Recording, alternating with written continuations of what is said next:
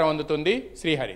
Right, ఒక్కసారి మనం ఈ పరిణామం చిత్తూరు జిల్లా సంబంధించినటువంటి వైసీపీ నాయకులు కావచ్చు లేదా డిప్యూటీ సీఎంకి దగ్గరగా ఉన్నటువంటి వారు కావచ్చు, ఎందుకంటే ఇప్పటికే చూసాం మనం చెవిరెడ్డి భాస్కర్ రెడ్డికి సంబంధించినటువంటి పిఏలు అప్పట్లో పనిచేసినటువంటి వారు చాలామంది కూడా ఈ కేసుల్లో చిక్కడం జరిగింది. వెంకటేష్ నాయుడు లాంటి వ్యక్తులు ఏ రకంగా అప్పట్లో చెలరేగిపోయారనే దానికి వీడియోలు బయటకు రావడం, ఇలాంటి పరిణామాలన్నీ చూసాం. సో దినేష్ చెప్పండి, ఈ పరిణామంతో చిత్తూరు జిల్లా వైసీపీ నాయకుల్లో ఒక టెన్షన్ మొదలైంది అనుకోవచ్చా? నారాయణ స్వామి విచారణ తర్వాత తమ వద్దకు కూడా సిట్ వచ్చేటువంటి అవకాశం ఉంటుందనేటువంటి భయాందోళనలో కొంతమంది నాయకులు ఉన్నట్లుగా ఉంది. వైసీపీ నాయకుల్లో ఉన్నటువంటి అక్కడ ఉన్నటువంటి పరిస్థితి ఏంటి ఇప్పుడు? మొత్తం మీద అత్యంత కీలకమైనటువంటి అంశం ఏమంటే, ఇప్పుడు డిప్యూటీ సీఎంకి సంబంధించినటువంటి అంశం ఈరోజు చాలా కీలకమైనటువంటి అంశంగా చెప్పొచ్చు. ఈ కేసుకు సంబంధించి ఈ మొత్తం వ్యవహారం అయిపోయిన తర్వాత ఈ కేసులోనే ఏదైతే ఈ లిక్కర్ స్కామ్కి సంబంధించినటువంటి కేసులో తిరుపతికి సంబంధించినటువంటి భూమన పేరు కూడా ప్రస్తావనకు వచ్చే పరిస్థితి మన ఇటీవల ఒక సంచలనమైనటువంటి అంశంగా మనం చెప్పొచ్చు. దాని గురించి కూడా ఒక పెద్ద చర్చ జరుగుతూ ఉంది.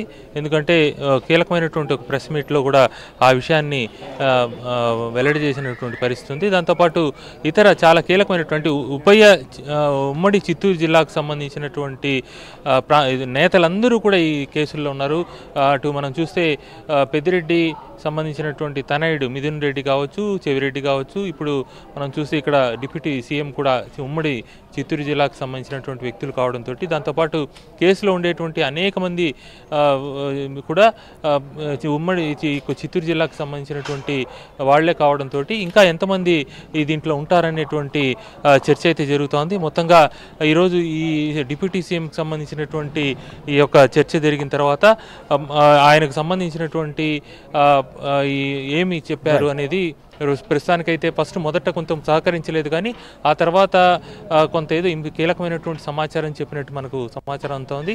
మరో కీలకమైన విషయం మీకు చెప్పాలా, ఇటీవల ఒక చిన్న విషయము, జీడీ నెల్లూరుకు సంబంధించి ఇన్ఛార్జ్ కూడా మారుస్తున్నారనేటువంటి లీకులు కూడా మీడియాకు రావడం జరుగుతుంది. అంటే వైసీపీలో కూడా ఏదో ముసలం జరుగుతూ ఉంది ఈ యొక్క కేసులో.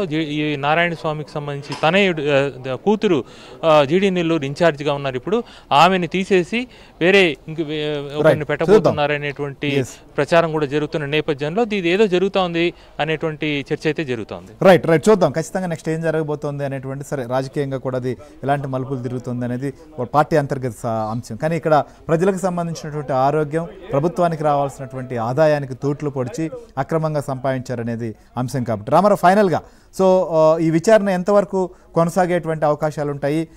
అదుపులోకి తీసుకునేంత వరకు వెళ్ళే అవకాశం ఉందా? మనకున్నటువంటి సోర్స్ ద్వారా అందుతున్న సమాచారం ఏంటి ఫైనల్గా? అయితే శ్రీహరి, ఇందులో ప్రధానమైన అంశం ఏంటంటే